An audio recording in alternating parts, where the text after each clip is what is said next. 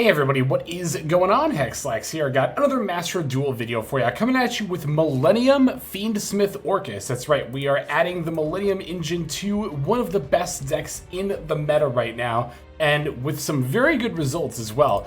I'm going to show you what a typical turn 1 line would look like if you opened with Sengenjin and nothing else in your hand. You can start by activating the Sengenjin to place it from your hand into the spell trap zone. Then by paying 2,000 life points, we can special summon the Sengenjin to our side of the field in the monster zone. And we can of course add the golem that guards the Millennium treasures from our deck to our hand. And as always, we're just going to simply do the same thing with the golem. Activate the effect, placing it into the spell trap zone. Activate the effect from the spell trap zone, paying 2,000 life points in order to special summon. Now here, you would normally add Wedge Temple from deck to hand. We just happen to open it here. From this point, we can activate Wedge Temple, and this will let us place a monster from our hand as well as a Millennium monster from our deck into our spell and trap zone.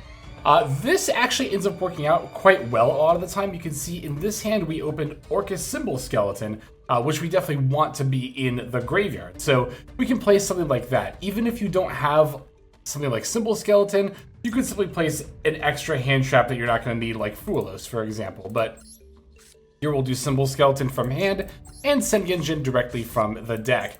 Now we can summon our Snake Eyes Doom Dragon by sending the Symbol Skeleton and the Sengenjin from the spell and trap zone to the graveyard. No need to activate the effect, because that would simply push one of our monsters back into the spell trap zone, and we don't want that. Instead, what we want to do is actually summon the Zombie Vampire, using Snake Eyes Doomed Dragon and Sengenjin as materials. Now we can start milling cards and of course summon one of the monsters. And this, a lot of the time rather, is going to be the way that you go into your Orcust plays, by milling them off of the Zombie Vampire. Now, let's say you were in a situation like this though, right? Where we did not mill any of our Orcust cards. We didn't hit a Heart Pourer or something like Orcust Nightmare that we really wanted to see in our graveyard. So instead we could just summon one of these hand traps. And now what I'm going to do is I'm going to link it to Nightmare Phoenix. We can just use Zombie Vamp and whatever we summoned here. And you're probably already seeing where this is going. From here, the Nightmare Phoenix can go into Nightmare Mermaid. Nightmare Mermaid's effect activates. We can discard a card from our hand, and that will of course special summon the Orcust Nightmare from our deck. And honestly, from here on out, this is going to play very similarly to other Fiendsmith combo lines that I've already covered in the past. So I'm just going to link my Fiendsmith Orcust deck primer in the description below. So if you want to see the rest of the line played out, you can reference that video.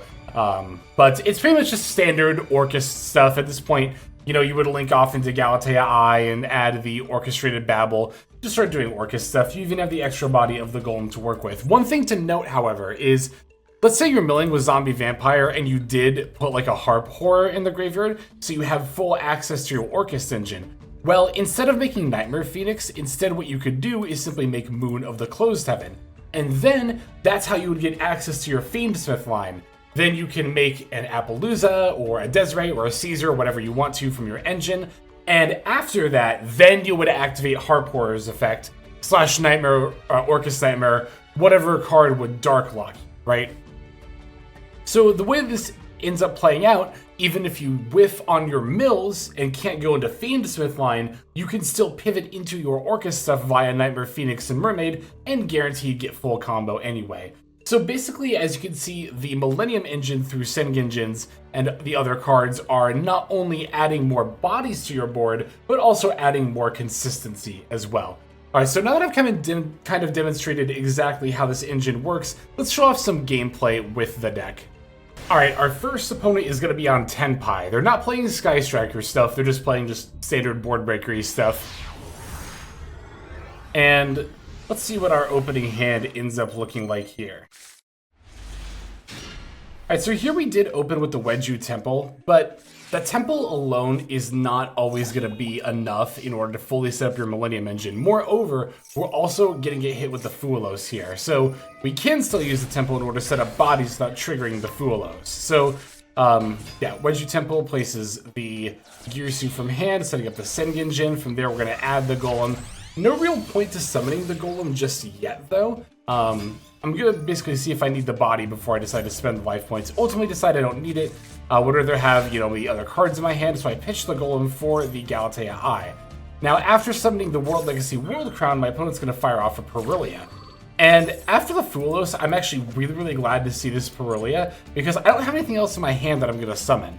So basically what my opponent has done here is they've given me an extra summon to work with. Because when I get hit with something like a Fulos or a Maxi, I try not to give my opponent more than like a +1, right? So I try not to have them end with more than like 6 cards at the end of my turn. But by chaining Perilia, they have basically ensured that I'm allowed 1 more summon from the extra deck. So I was going to just end on the Link 2 Galatea with the Orchestrated Battle setup, but now that I have this extra little bit of wiggle room, I think what I'm actually going to do is end on the Enlil Girsu along with everything else. So here's Link 2 Galatea, which is going to set up the Babble, as mentioned. Or Crescendo, not Babble. Babble's the field spell. Galatea Eye revives, and now we can turn Link 2 Galatea, Galatea Eye, and Sengenjin into Enlil Girsu. By doing it this way, I did, of course, end up skipping the step where we make Ding Girsu, so I don't have that summoned from my graveyard. But not only would that have given them an extra draw, it would have taken up the extra body on my board too, which is World Legacy World Crown, which is an interaction in and of itself. So basically, I don't end on Ding Girsu, but I get to end on the World Crown pop instead. So overall, given that I got hit with a Fulos on turn 1, very satisfied with how it ended up playing out. To the point where my opponent doesn't even want to try to play into my board. I had a feeling they were going to surrender as soon as I fired off Maxi anyway, but they didn't even wait for the opportunity. So this is one thing that I really like about Orcust in general, but especially this variant. We're so good at pushing through hand traps because we have so many different engines, and almost none of them even need our normal summon. So unless you, of course, open with Girsu with the Orcust stuff. But yeah, excellent to have been able to push through the Fulos, a hand trap which most people will straight up concede to, and still come out on top here. All right, let's go and check out the next duel. Okay, for this game, we're going to be up against Labrynth. Labrynth is a deck I actually haven't encountered in quite some time, but these games were played at Master 5, so you tend to see people experimenting a little bit more. All right, here now we have access to both our Sengenjin and Fiendsmith engines, actually. I'm going to lead with the Fiendsmith stuff here. I'm going to go for Tract or Lurie. I decided to lead with that in case we got hit with the Droll and Lockbird. Turns out they don't have that, but they do have a Maxi. So we're going to chain our Cross-Eye Designator, of course, calling Maxi. And look at this, they actually do end up having a Droll and Lockbird. So very glad I led with Tract.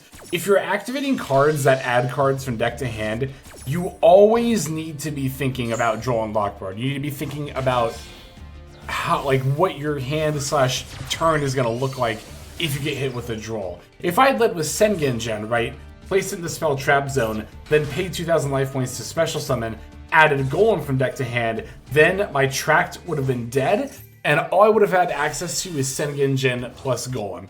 Which, granted, I still could have gone into Nightmare Phoenix and then Mermaid, but this is definitely much better. Alright, now here we're going to use the sequence in order to summon out the Fiendsmith's Lacrima. Lacrima F, going to revive the Engraver. And here I do end up making a misplay, which is that I'm linking everything into Appaloosa. Because I was just not thinking. so much time had got by in the turn that I actually had forgotten that I got hit with Droll. So I was like, oh, I can just use Sengenjin to make Phoenix and then Mermaid, except, oops, no, I can't because Sengenjin can't add because Droll and Lockbird. So leave it to me to make the correct play at the start of the turn, only to then fumble it right at the end. But you know what? We still got a 3-material Appaloosa, and our opponent's going into a 4-card hand. 3 negates into a 4-card hand is not the worst. But of course, we're up against Lab, so how useful will the Appaloosa be? We'll have to find out. We're actually going to start off by activating the Lab field spell and then going Lady Lab F, so I can use Appaloosa to stop that from coming down on this turn. Following that, they're going to set 1 card and then pass right back to me, so we know they have Lady Lab plus 1 unknown card in hand. Gonna summon back the Engraver to start things off here by putting back our Fiendsmith's Lacrima. And then I'm just going to cycle through my Fiend Smith engine again, generating some extra bodies, and maybe trying to bait out the back row a little bit, you know, before we go into our Orcust stuff. Alright, so we're going to go Labrynth plus Sengenjin into the sequence. Sequence F activates, they're going to chain Dimensional Barrier, calling Fusion Monster, and then they're going to use the Lady Lab effect as well. Gonna chain Appaloosa to stop the Lady Lab from coming down once again. The D-Barrier really does not matter here. I really don't care what they call, because D-Barrier can't call Link. Even if they knew I was on Orcust, D-Barrier wouldn't be able to do a ton against me, but they can still summon the Lady Lab off of the field spell, so I'm gonna cycle my Max C here and get a draw right off the bat. End up getting an Ash Blossom, which I'm just going to normal summon anyway, and then link off with the sequence in order to make Phoenix and then Mermaid. Basically keeping up my Appaloosa negate for the last card in my opponent's hand, which my opponent was still getting past priority, but they didn't end up using the card in question. So if I had to guess, I would guess the last card in hand was probably a piece of furniture? And, like, obviously they wouldn't want to use the furniture here because then that would just cause them to send the Lady Lab that's in play. Is it Stovey? I think one of them lets you send from the field in order to... Or do they both require discards? It could have been that it wasn't furniture and it was simply a Nibiru that they held onto for too long or something. I'm not sure, but either way, we were able to push through it and secure the win here. Alright, I have one last duel for us to check out. Let's go into that last one here. And our final duel is going to be up against Blue Eyes. Yeah, definitely not the most common matchup in the current meta. Blue Eyes is like very rare, even with the new support in the form of both Kaiba Man and the Ancient Fairy Life Dragon, but you still see it from time to time. Alright, this hand looks solid enough. I mean, we've got Girsu, and we've got some stuff in hand we wouldn't mind discarding, so this is one of those hands where even if our Girsu had gotten negated, right, we could still link into Galatea Eye, discard Harpour, and then just full combo anyway. It's one of the really cool things about Orcust is that it can do so much, you know, even if it gets negated. And it's still wild to me that all Orcust really needed was Galatea Eye. I mean, yeah, there's Indil Girsu as well, which is a really good card, don't get me wrong, but that's like an end board piece, right? In terms of enabling your combos, it really was just a link one that could send a card from your hand to the graveyard. That's all Orcust needed. And the fact that it adds Babble is just a fun bonus. Speaking of Babble, we did get our Galatea Eye negated by Ash Blossom, so we're going to want to set Babble off of the link to Galatea here. It can be tempting to set the Crescendo, but you really do need the Babble. I think that ends up being more important pretty much every single time. Alright, Wonder Wand's going to revive the Harpour. Now we can go into Ding. Ding F, we're going to attach the Wonder Wand that is banished, making sure that we're cycling that back into the graveyard. So for this duel, I had the Link 3 Longirsu in my extra deck, but I did end up taking that out. I took it out for Moon of the Closed Heaven because I forgot it. Alright, here we're going to get hit with a Nibiru. I was kind of wondering why my opponent hadn't surrendered yet, but we end up sending a Symbol Skeleton in the middle of that, so I can just banish it, revive the Longirsu, and then link it away with the token in order to make Enlil Girsu.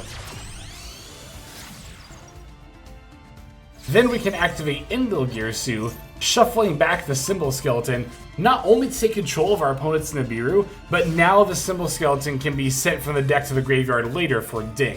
Unfortunately for us, our opponent is going to go Draw Phase, Primite Drill Beam, revealing the Ether Barrel, and they are going to target the Orchestrated Babble. Now, if you know anything about Orcust, while it is an extremely powerful deck, the Babble is absolutely by far its biggest weakness. If you remove this, then Orcust cannot activate any of its effects as quick effects, which means you've effectively shut off all their disruptions. So I'm forced to chain all of my card effects in response, or else not be able to use them for the rest of the turn. But I really don't have high hopes, because I know that Ether Barrel can pretty much get them full, you know, Blue Eyes combo with that alone. And I mean, like I said before, we're just not going to have access to anything. And our Babble's going to be banished for the entire duel, too. So, like, I can send the Symbol Skeleton, but I can't summon a Ding. So, yeah, they go Ether Barrel, and then they've got the Lordly Load. At this point, I just wanted to see if they were actually a Blue Eyes deck, or if somehow I was up against Primite, you know, Fiendsmith Control, which would have been a lot less scary, but no. Here's Spirit with Eyes of Blue, so I decided to just give it to them. I will say that was an early concede from me. I always, you know, say that opponents shouldn't concede so early, and I did concede very early there. I should have let that play out, because while my opponent did have Spirit and then go into combo, it might not have been enough to completely out my board. That said, I was like, they've got enough stuff, and Babble's banished. Plus they have the Drill Beam reset. Like, bouncing back, even if they didn't finish me off there, would have been so difficult. It's debatable. I mean, I should have played it out, but I decided it was probably going to be a loss for me, so I decided to just concede. All right, there are the games. Let's go ahead and show you the deck list here. Okay, so here is the list. So the Millennium Engine is just the one Golem, 3 Sengenjin, and the 1 Wedju Temple. Otherwise, it's pretty much similar, you know, to the main deck for our Fiendsmith Orcust list. For the extra deck, the Millennium Engine needs the Snake Eyes Doom Dragon, and then of course we also included the Zombie Vampire. So in order to make room for those 2 cards, I cut the second Galatea, which is very nice to have, but not crucial. And then, as mentioned before, we did also end up cutting the Link 3 Longirsu, which, much like the second Link 2 Galatea, can be very nice to have in certain niche situations, but is not at all required for your comboing. So you can also make Dingirsu with the Millennium stuff. It's worth noting it is a rank 8 and it does have generic materials, so that can come up occasionally. But for the most part, like I mentioned before, you're just going to use your Millennium Engine to go into the Zombie Vamp and try to get some good mills. But even if you whiff, you can still then pivot from Phoenix into the Nightmare Mermaid. So hand trap selection is relatively standard for what I've been doing so far in the recent meta. We got our Drolls, of course. I love a third copy because we can play through this a lot, but I wanted to make room for other hand traps, like even our single copy of Lancia, which I have mostly as a crossout target. But people are starting to main Lancia more and more again, which you should be considering if you're not already. Lancia is not only very good against Orcust, this deck, but also, of course, Malice, as well as a bunch of other niche decks and or situations like Call By, Crossout, Crystron, etc. So I think Lancia is absolutely worth considering as a hand trap in general, but I, like I said, don't mind playing a single copy as a crossout target either. Let's see, this deck overall is very consistent. I believe we are at 15 hand traps here, and as far as starters, we've got 1, 2, 3, 4, 5, 6, 7, 8, 9, 10, 11, 12, 13, 14, 15, 16, which is definitely not too shabby either.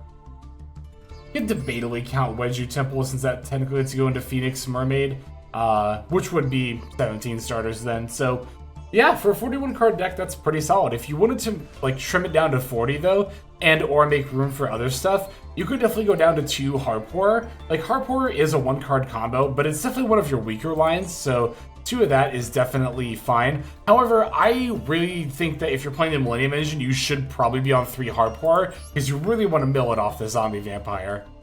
But I was considering going down to like 2 Fua and back up to a 3rd Droll, but I really like Fualos in this meta. It's one of the few hand traps that really does feel like it catches almost every single deck, you know, by surprise, as opposed to like Mouse, which doesn't care about Droll and Orcust, or Ryziel and Mitsurugi, which don't care about Lancia. Fua feels like more of a catch-all, which is why, generally speaking, I like to max this out before, you know, Lancia or Droll. But yeah, that's pretty much the list there. And as always, I want to give you a huge thanks for watching, especially all the way to the end. Really do appreciate the support for the content here. But yeah, I think that's going to go ahead and do it for now. So let's move on to our outro. Hey everybody, Hexlex here. Thank you so very much for watching all the way to the very end of the video, which by the way is one of the best ways to support the channel. Speaking of supporting the channel, take a look at the names on screen. These are folks who have been so generous as to either join as a YouTube member or subscribe over on patreon.com/Hexlex to support. There's also perks for doing so. If you would like to see YouTube videos early, as well as some exclusive videos that get uploaded to YouTube, but for one reason or another I decide not to publish, definitely go ahead and hit that join button to see content early, as well as some exclusive content. If you're looking for more exclusive content, over on patreon.com, I upload exclusive videos that are not posted on YouTube just about every single day. Whether you choose to subscribe over on Patreon, join as a YouTube member, or simply continue to watch, your support is greatly appreciated. Thank you so very much. But for now, this is Hexlex. I am signing out, and I hope that you have a fantastic day.